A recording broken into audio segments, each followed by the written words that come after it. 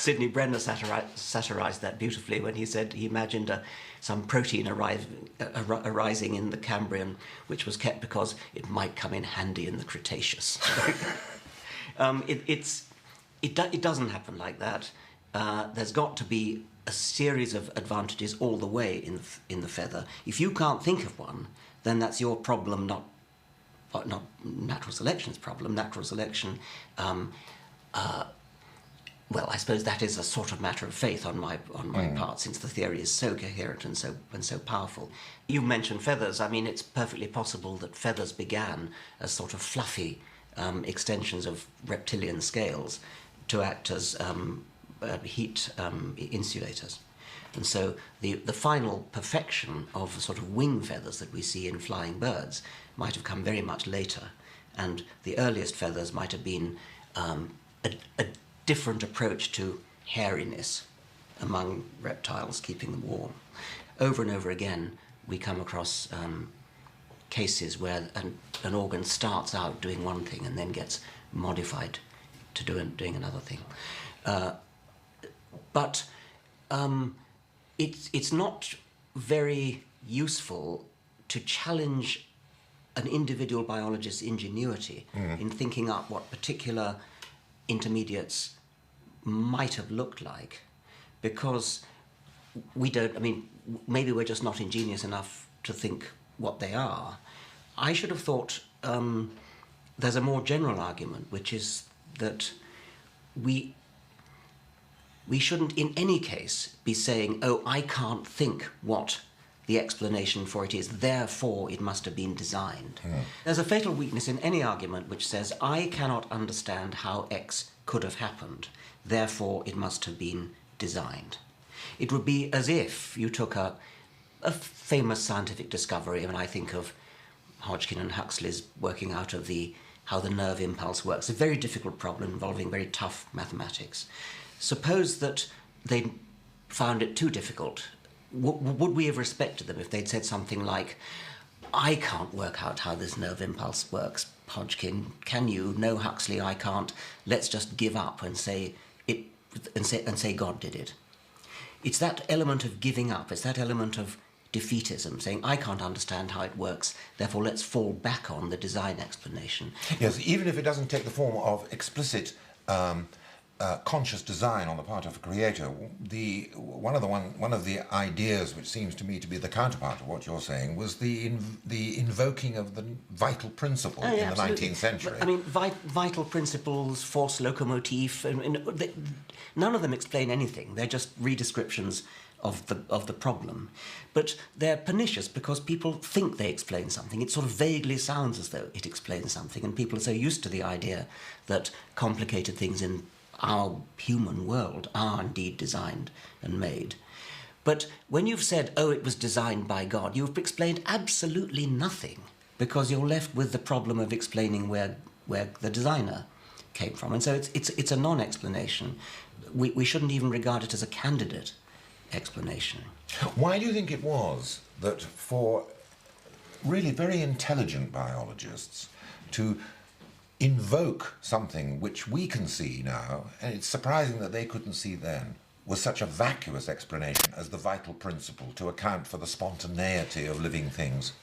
Well, I suppose it's all very well for us to say we can see that it's nonsense, but when you didn't have anything better, I mean, I could imagine in the time of Hume, for example, he would have said, this is a bad explanation, and he was right.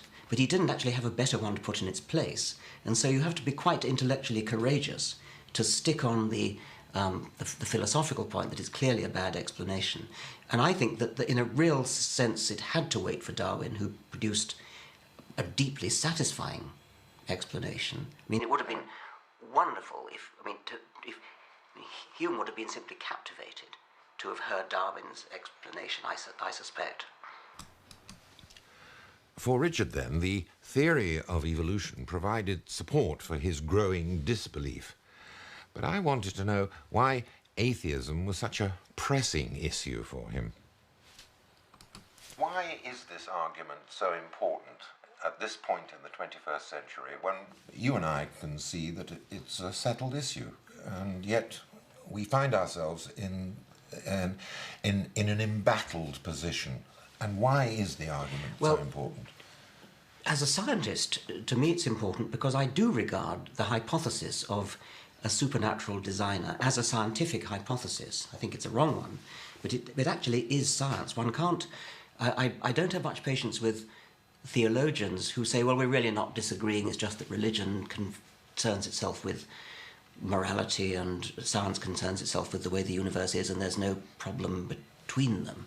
To me, there is a problem, because the moment you talk about a supernatural creator, designer, anything, you are advancing a scientific hypothesis, which is either right or wrong. I mean, a universe that has a supernatural intelligence, a supernatural overmind in it, is a very, very different kind of universe from a purely scientific point of view than a universe which hasn't. And it's a very, very interesting difference. I mean, it's a massive difference.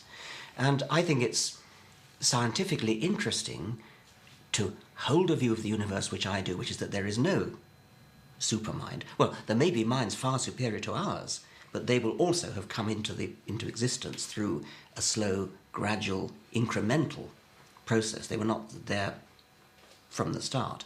People who hold the opposite view, that there was a supernatural intelligence right from the start, responsible for it all, are advancing a very, very diametrically different scientific hypothesis, which has got to be either right or wrong. Even if we can't finally decide whether it's right or wrong, we must at least admit that it is a different hypothesis, very different hypothesis, and therefore it matters. But I often encounter religious people who argue in the following way. They'll say, well, it's not really, and we don't think of it as a scientific hypothesis. We think of it as something which involves a leap of faith. In other words, that it's not something which they say can be proved right or wrong. There's no way in which it can be proved right or wrong, because it belongs to a domain of existence and entities about which that sort of proof, disproof, and research are irrelevant. There is something which they call the leap of faith, which identifies you with this creator. Well, that sort of thing just leaves me cold. I mean, I can't really even begin to empathise with it. I understand that it may be in principle impossible to demonstrate one way or the other, so there may be no scientific test you could ever do to decide the question, and that I could believe. But to me, that still leaves the point that it either is true or it isn't. A leap of faith which just means that a person has a sort of internal feeling of revelation, which is not shareable with anybody else and which can't be demonstrated to anybody else. To me, that just sounds like a mental delusion. Why is it then that people actually invoke the notion of a leap of faith, not as a weakness on their part, but as some sort of virtue which is lacking in people like you and me? Well, that there is some sort of peculiar willingness, and a willingness which indicates some sort of spiritual generosity, which we somehow don't have. Well, I mean, first thing, I think it's important to stress, in view of our earlier conversation, that the kind of person you're now talking about is a very much more sophisticated animal than the sort who argues about creationism and that kind of thing, because those people really would think that there was some intervention by the deity in the world. But your people with their internal revelation presumably accept that their God doesn't actually intervene in the world. Otherwise, they would have to concede that it is a scientific hypothesis. So the domain in which he works, or it works, seems to be a rather strangely detached from the world domain, purely concerned with internal feelings that people privately have. But the implication is that it's a domain from which we are unfortunate enough to be excluded. That's right. And that, as I said, that it's a lack of some sort of talent, generosity, or blindness Yes. on our part, which cuts us off from the beauty and majesty of this domain. Like not knowing what it's like to fall in love or something. Yes. Being deprived, being deficient in some important way. Yes, I mean, I can understand that, and I actually could imagine that we're not so deprived as... I mean, because you and I probably do have feelings that may very well be akin to a kind of mystical wonder when we contemplate the stars, when we contemplate the galaxies, when we contemplate life, the sheer expanse of geological time. I experience, and I expect you experience, internal feelings which sound pretty much like what mystics feel, and they call it God. And I've been called a very religious person for that reason. If I am called a religious person, then my retort to that is, well, you're playing with words, because what the vast majority of people mean by religious is something utterly different from this sort of transcendent mystical experience. What they mean is an entity which interferes in the world, which actually has some kind of impact upon the world and therefore is a scientific hypothesis. The transcendent sense, the transcendent mystic sense that people who are both religious and non-religious, in my usage of the term, is something very, very different. In that sense, I probably am a religious person. You probably are a religious person.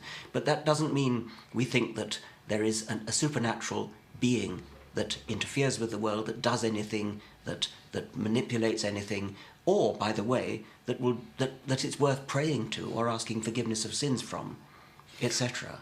But once we concede that, I know this is what I call the clergyman in the laurel bushes, that as soon as one makes any concession in the direction of wonder or a sense of majesty and mystery, and it's not confined to the large things, I mean, just simply contemplating mitochondria, yes, or produces the same sort of Blakean feelings that he had from grains of sand.